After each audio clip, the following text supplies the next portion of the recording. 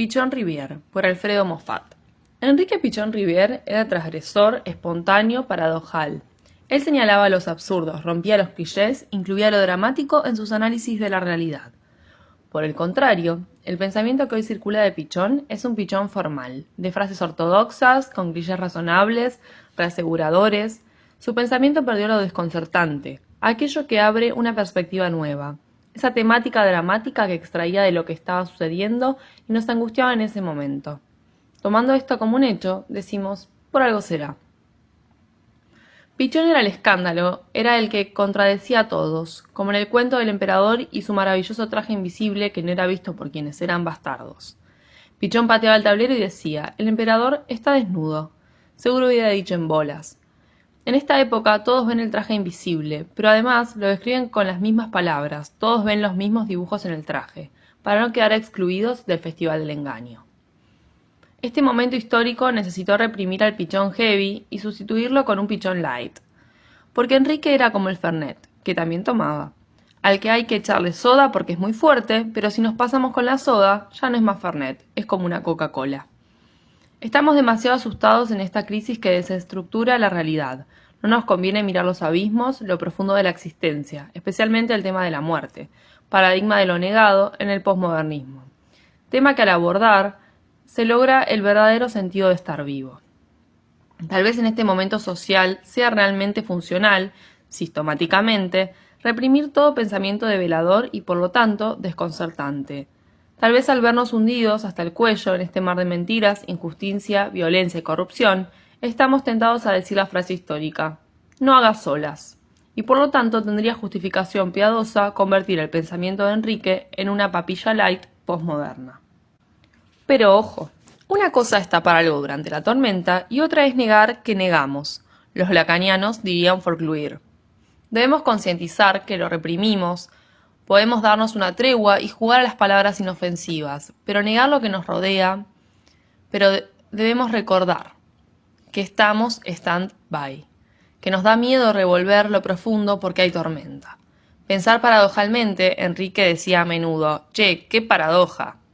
Desafiar lo aceptado, las verdades tranquilizadoras, sería en este momento de apagón cultural, como cambiar de caballo en la mitad del río. No conviene. Tal vez el consejo del general Perón de sencillar hasta que aclare. El uso del pensamiento académico, reasegurador, formado por frases clichés, es útil.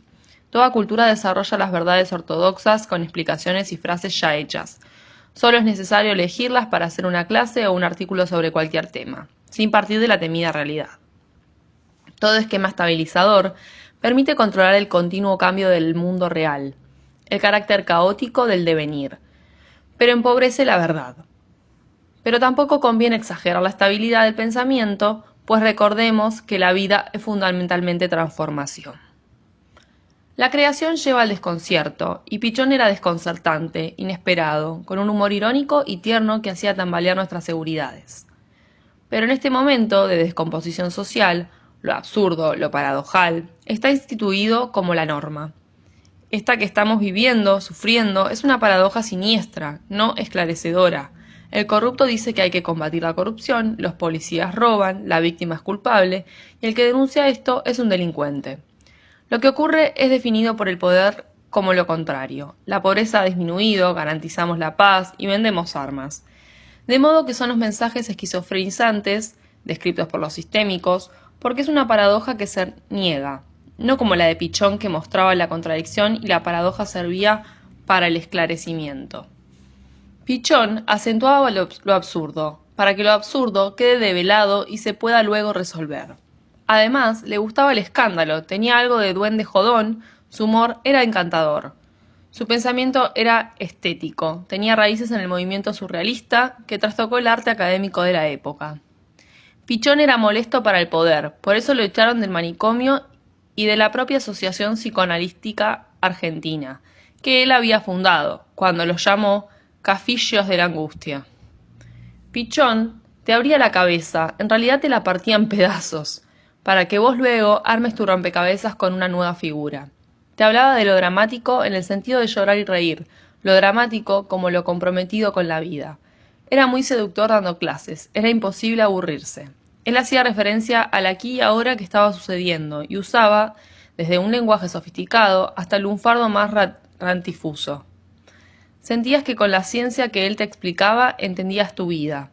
Era travieso, winnicottiano, proponía el juego como modo de aprendizaje.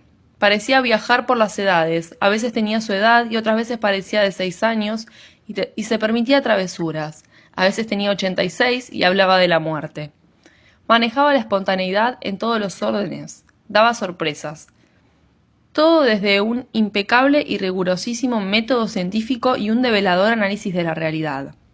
Juntaba la ciencia y el arte. Era el pichón razonable, terapeuta, organizador del caos. Muy estudioso, profundo investigador. Leía y conocía todas las corrientes. Su casa era un caos de libros. Tenía interés por todo, pintura, ecología, cibernética, el pensamiento filosófico.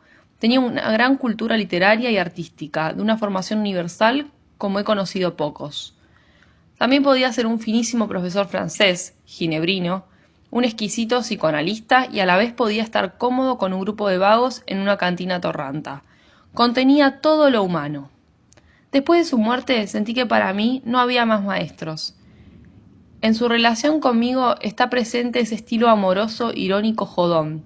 Recuerdo que me decía, vos sos mi hijo putativo, y me dejaba pensando sobre las ventajas de la putatividad maternal. Para terminar este artículo, seguro que polémico, diremos que en esta época de desconcierto y confusión aceptamos sin culpa usar un pichón light. El otro está reprimido, igual que otras cosas, como lo solidario, lo ético y el sentimiento de justicia social. Pero recordemos que existe el otro pichón, y cuando este país reencuentre su proyecto de destino y salgamos del pozo, vamos a necesitar en la psicoterapia, en la socioterapia, el pensamiento vigoroso, transgresor y creativo de Enrique Pichón Rivière.